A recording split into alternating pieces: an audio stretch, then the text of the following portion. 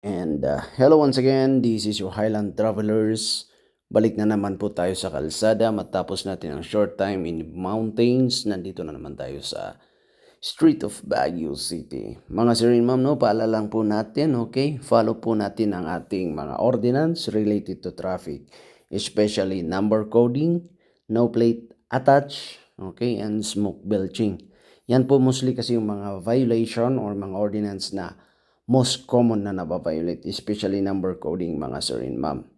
And tayo po sa roadside inspection, hindi po kami papara ng isang motor vehicle or motorcycle without initial violation. Meron pong initial violation bago po namin paparahin ng isang motor vehicle or motorcycle. Kaya sa mga bashers ko dyan, kung bakit puro motor na lang daw yung hinuhuli ko, pasensya na po kayo mga sir and ma'am, no? Pinapara po namin ng isang motorcycle or motor vehicle pag meron po kaming nakitang initial violation.